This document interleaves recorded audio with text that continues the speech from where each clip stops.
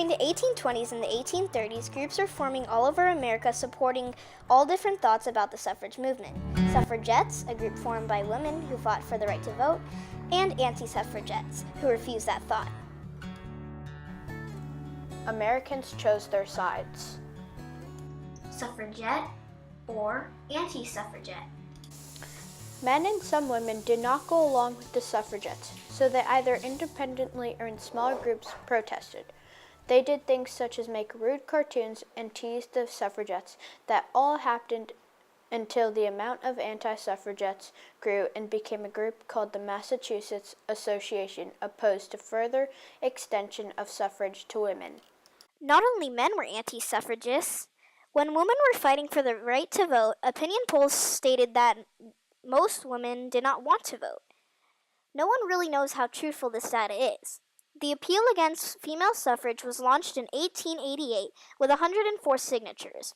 The Women's National Anti-Suffrage League was created in 1908, and 2 years after, men entered as well.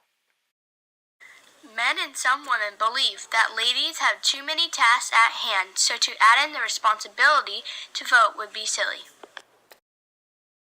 Mark Twain states, "I think I could write a pretty strong argument in favor of female suffrage, but I do not want to do it. I never want to see the women voting and gabbling about politics and electioneering. There's something revolting in the thought. It would shock me inexpressibly for an angel to come down from above and ask me to take a drink with him, though I should doubtless consent, but it would shock me still more to see one of our blessed earthly angels peddling election tickets among a mob of shabby scoundrels she never saw before."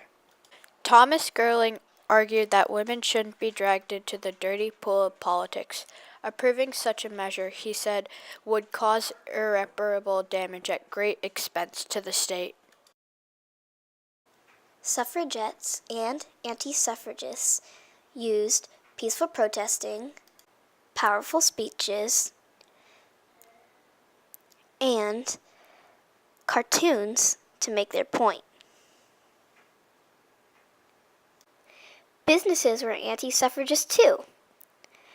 They knew that if they rebelled against the suffrage movement, that their sales would be protected, because the laws that women wanted to pass would decrease their sales. Men thought that women would take over the government and there would be no place for them. So they came up with an idea to have the woman marry someone with an agreeing mind for politics, meaning that her husband will vote for what they have agreed to. Some men did not want women to vote because they thought that they would cause riots, while others did not want this simply because they did not want change. The Place of Woman, written by John Ray, states the opposition was great. Some men objected to women having the vote because they believed them to be inferior. It was suggested that women could not think of matters coolly and calmly. Others would not agree to women's suffrage because they did not want change. Women hadn't ever voted before, why should they start now? A further objection involved property. In 1900, few women were householders or lodgers. If the vote were given to them, then it would have to be given also to men who were not householders or lodgers. At the time, political parties were not prepared. Window-shattering, propaganda, speeches, and violence did not stop for 100 years, until the women finally came to a compromise in which women could but would not be forced to vote. The 19th Amendment was a compromise, although it still didn't change people's thoughts and what they believed. The 19th Amendment was a law passed giving voting rights to women who have worked so hard for it.